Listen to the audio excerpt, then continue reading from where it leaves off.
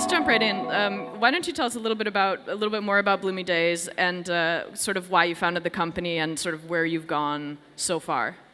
Yeah, absolutely.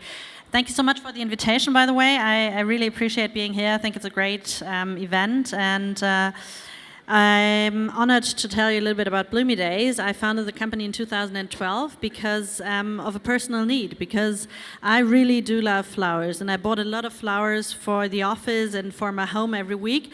And while I was working for Rocket, we were growing quite fast, so we moved the office, and I didn't have a flower shop on the way to work anymore in the new office. So I looked in the internet because I was sure that there is a service that delivers me fresh, unbound cut flowers like I was used to buy in the offline shop. But there was none. And it was not only in Germany there was none, there was worldwide none. So I asked myself, why is 95% of the offline market consists of fresh, unbound cut flowers? So you buy a bunch of roses or a bunch of tulips or anything like that. But in the online atmosphere, you can only buy a bound bouquet. And there are quite a few men here, so I quickly explained the difference between a bound bouquet and cut flowers. So cut flowers...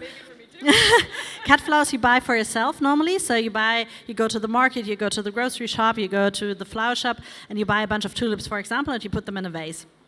And a bound bouquet is something you give away as a gift, but you don't buy for yourself. And the whole offline segment, or a lot of the offline demand, consists of fresh, unbound cut flowers, so 90%. But online, there was 100% only bound bouquets, like you know from Florop, for example. That's the most asked question over the last 4 years. What's the difference between you and Florop? So we're not doing bound bouquets. We're doing something like you can see here. And and that was the point when I decided I have to bring fresh, unbound cut flowers to the internet, and in the easiest possible way to the customers. And then we did something that was quite unique as well. We did it in a subscription model. Subscription was not so unique, but I think it was really interesting because we completely changed the whole supply chain, because we ordered the flowers directly in the auctions in Holland. 80% of the worldwide flower trade is handled through this streamer in auctions. We buy them directly, we groom them, crop them, put them in silk paper, wrap them nicely, send them directly to the customer. And so they are up to 5 days fresher than when you buy them in the shop, because we cut out every middleman. I'm not allowed to say that anymore, but it's like that. So who is actually like your typical user? Who's your typical use case? Are they more in the subscription? Are they more like single use? What's kind of the proportion, and what does your target group look like? I think it's really interesting because when we founded the company, we started with one send-out day. So we were really the whole team. We were going to the warehouse, we were standing there, we were grooming, cropping the flowers, send them away, and on the other 6 days we were working on the business. So after 1 year, we had 2 delivery days, and now we have 5. So in the beginning, we really focused on the subscription topic, and we had only subscriptions. But then, over the time, we found out that, for example, if you're invited to dinner and you want to say thank you, or your friend has birthday, you don't always want to give away a subscription because it's sometimes too much what you have to spend. So in the end of last year, we decided we have to do single orders as well, and we did that, and we do that quite successfully. So right now we see that single orders are growing enormously. I think also with our curation, we change the bouquets every 2 months. So you always have a special seasonal variety in it. And we see that the market here is also really, really big. And what we also see, and that's quite a nice effect, is that a lot of people want to test it first. So they are sometimes a little bit suspicious when it comes to subscription, even if we don't have any long-term agreements you have to fill in, but you can pause and cancel at any time. But nevertheless, they wanted to experience the product first, and then we see we have really high reorder rates with the subscription, so that's quite nice as well. So it's a good effect that the people can test it. So is that kind of a surprise, like this is a key point in your customer journey once you started doing it and you saw that these people were getting a really, really high retention or shifting over into the other model? Was this a surprise, or did you plan this? Like, how did this strategic process go for you guys? No, it was more that we saw that we have a lot of really happy customers in the subscription, and we saw that a lot of customers have more than one subscription, more than in a normal subscription model. So we said, okay, there must be a need for single orders as well. So that was the main reason why we did it. And we have the feeling that now the portfolio for our customers is much more attractive throughout that. Can you maybe tell us a little bit about your growth, like since the founding of the company in 2012? How fast have you grown? What were like some key points in your growth that you feel like have sort of propelled you? Absolutely.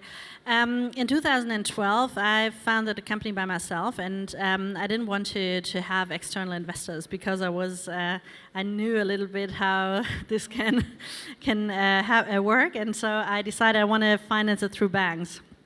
Not such a good idea because no bank wanted to finance me, surprise. No, it was really, they said, yeah, it's the internet and it's subscription and it's fresh flowers, you're crazy, we cannot do this. So they told me if I want to open a currywurstbude, they will give me the money, but other than that, they cannot support me. So I decided, and that, long story short, why I tell you this is because I think that was the kickoff for our marketing, brand campaigns, everything, because we did then crowdfunding. And I didn't have a clue what crowdfunding is, and a friend of me told me, yeah, you have to do this because this might work, this can work for you. And I Googled it and I said, okay, I try it. And then the first company I wrote to, they accepted, and then we did a video over a long time. But for example, that was the first thing. We were the first ones who did the video by themselves, not by an agency or so. So it was really authentic, and I think the people saw that we put a lot of effort in it.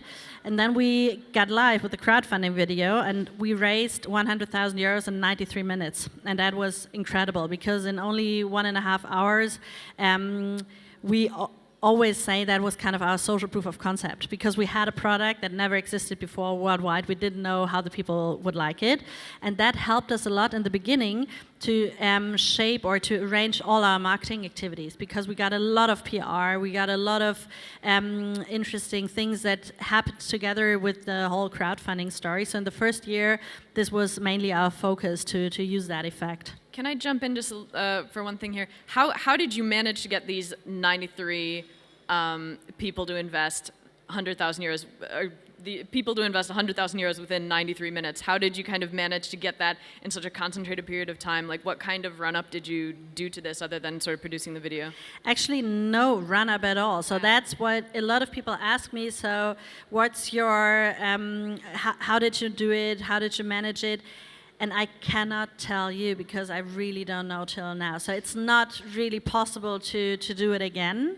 And it was just, I think, maybe it was the first product in crowdfunding that the people super easily understood. And when I tell you now what we're doing, you say, oh yeah, that's a no-brainer, it has to work. So somehow, because when the people know it, they have to buy it, because nobody likes Flora, for example. I think that's why it worked so well for us, because a lot of products that you can buy on crowdfunding, they're software or hardware or quite technical products. And here was a girl standing there saying, I'm 27, I found my own company, it's my dream forever, and I'm selling flowers. And I think that was kind of the basic story we created our marketing on. So what happened for you after that, after you got sort of your first financing and you kind of went into this marketing and branding phase? Where did you guys go from there? Yeah, I think from the beginning on, we never had super high budgets. And I think that's really interesting, because I think that some of you guys here are maybe in the founding phase of your own company, or maybe you already founded. And I think what you hear today at a lot of VC talks or talking to other founders is that you only see the like 20 mil or 50 mil financing rounds that are going to be announced. You don't need that much of money to build up a company. I think what we always do is that we say we test with a small budget. If it works, we make it bigger. If it's not, then we didn't lose too much money. So that's something we did from the beginning on, and we from the beginning on, we did a lot of cooperations, for example. So we looked at, okay, what other brands do we love? And then we just wrote them and asked them, do you want to work together with us? And that worked quite well in a lot of cases. So we're working with L'Oreal, for example, for a lot of years now, and with some other really big brands. And they took us and they helped us to get awareness over their channels and over their brand. So that's something I think which we're really strong at. And also what is really interesting is that I will never forget the first talk I had with our angel investor, and he asked me, what's your most efficient and most important marketing channel? It was 2012, and I told him PR. And he looked at me, and he said, don't ever say that again. Never, never to anyone. And it's really funny because I think we've proven that PR is a scalable channel. So, and PR is a super, super cheap channel. And I think then what you have to really do is you have to create the stories yourself that you present to press. And I think we're really innovation driven, we are really product driven, so we can tell around like 50 stories per year that we can show to the press, so they like it, so they write again and again and again. If you don't have that in your company and you only have one product and it's not really creative or innovative, then it's a little bit difficult. But with our product, we had the benefit that we could have done it, and I think we've proven, for example, that we're really pros in brand building and in scaling PR. So when you say you use PR as a scalable channel, are there specific ways that you measure the success of this? Do you go by number of mentions? Do you go by reach of the media? How do you kind of say, okay, this was really successful for us? Or do you track like upticks in users after campaigns?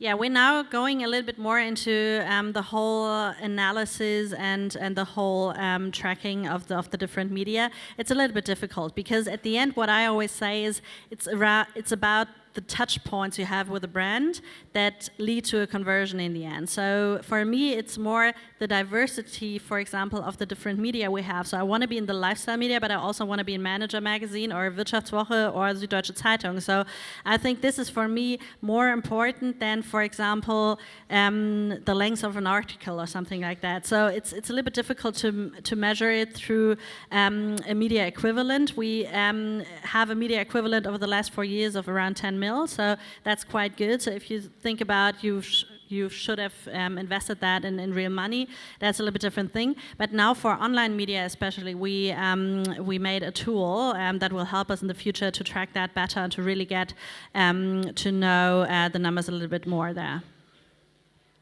So what other kind of media have you tried apart from sort of the typical online channels, and maybe also sort of how have you tested it, and what kind of experiences can you kind of share with some of the startups that are here?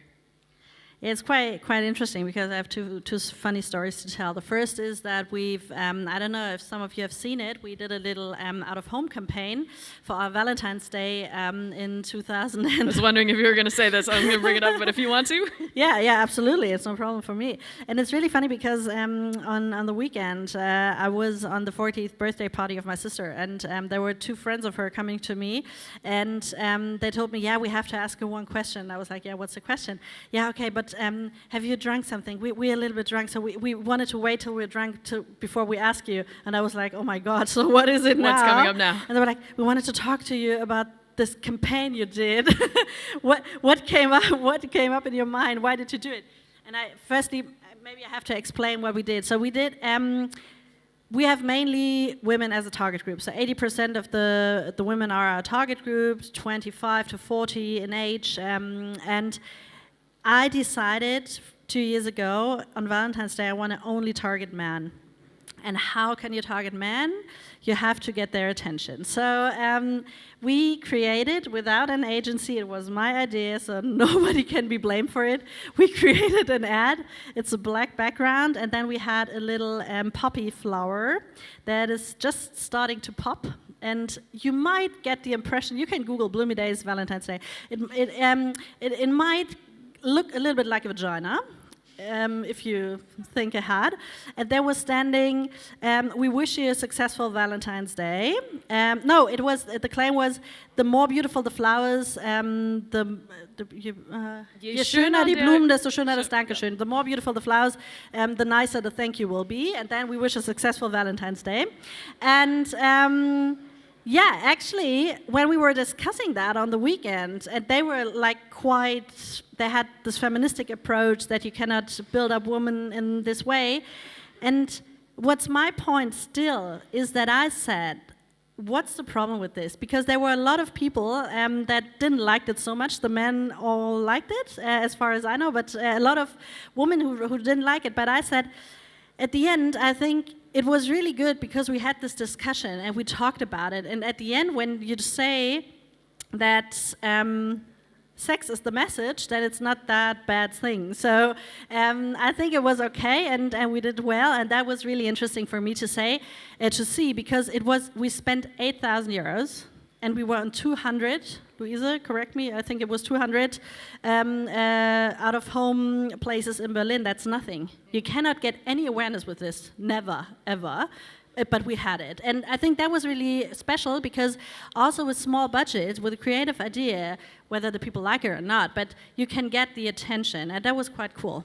Because in the end, you have sort of it was very controversial, you know, whichever way you see it, it sparks controversy, it gets people conversing about it, and that's kind of how you hacked it a bit, is to get people like really talking about it. Also, there was a lot of press resonance. I remember reading about this as well.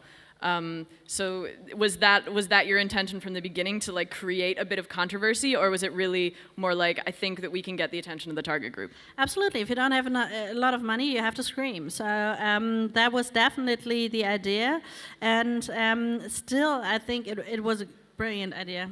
I'm still convinced I would do it again, always. So apart from out of home and PR, have you tried any of the other traditional media channels? Yes. And what kind of advice can you give then to the startups here for the other channels? We also did TV, and that was also really, really successful.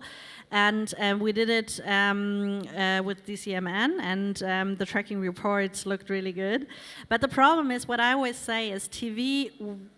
My opinion is, I don't know if you can say the same, but my feeling is that TV works for a lot of companies. So if you reach so many customers, so at least somebody has to buy, because at least somebody will like the product you have, and you reach a large audience with TV. So what I always have the feeling is TV is a little bit like a drug, and you get addicted to it so fast, so you really have to be aware of what this will do to your whole marketing activities. So if you have the budget, I think TV is a great, great, great channel. For us, it worked really, really good, but we didn't have the budget to do it again and again and again. So I think in the future we will definitely do it again. I think it's a really, really strong channel for us, because we experienced over the last years that when the people once saw the product, experience the product, they buy, because there is going to be Mother's Day, or there is your wife's birthday, or anything. So everybody has a need to buy or to use our service at one point. So I think TV is great for us, but it was more a budget topic that we just couldn't spend that much that we wanted to have, but it worked really well. So would you say it's mostly a timing thing? So like if you jump into TV, to sort of be prepared after the test campaign, if it goes well, to sort of have, like, plan to have budgets ready, or is it more like, is the business ready for it, or what would you say is kind of the reason that you're waiting? No, it's more that I wanted to understand, is it really working for us? And for us, that was a really important test, that we could experience. It's a channel that would be a scalable working channel for us. The CACs are really good, and we see that a lot of people are converting from our TV ad. So now I know that, and if I feel it's the right time and there's enough budget, we know we can really make that big immediately. So I think that's more it, and we will definitely do that in the future. Time is already running. I think we only have 5 minutes left, and I definitely want to get into the audience, but I had one thing that I definitely still wanted to ask you. You mentioned like knowing that it's the right time, and as the founder of the business, like you're obviously still very, very involved in the marketing of the company. So how do you, as a founder, kind of make the right decisions on marketing? Like how much do you measure and how much do you do by instinct? And that's a good question for the end, because I myself, I do everything by only a gut feeling. So for example, nobody would ever recommend to do a Valentine's campaign like that. And if you measure it at the end, maybe it wasn't good. So in this year, I decided we need someone who's taking over and who's doing it. So we've hired a great CMO who's handling all that now. So he's really scaling up all the marketing, the online channels, the paid channels. I really don't have any clue about online marketing, so I'm more the brand guy, and I think I'm really good in the beginning to shape up all that. But in the end, for me to really build up a scalable marketing branch is not my first thing. So I think as a team now it works really good, but I'm getting a little bit out of the whole topic and more to hold my hand over the brand.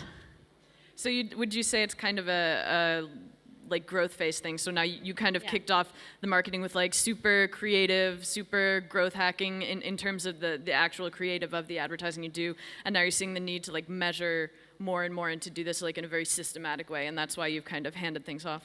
I think it's not only that, but it's also a market thing. I think we were super, super early in the market, and if in 2012 I would have had 10 million, it would have brought us nowhere. So I think in the history of the company, everything went well. And now we're in the phase where we see the market is ready, we educated the market, we can earn so much more customers, really much more in a really much more efficient way. So I think now the exact right phase to really hand over all that part.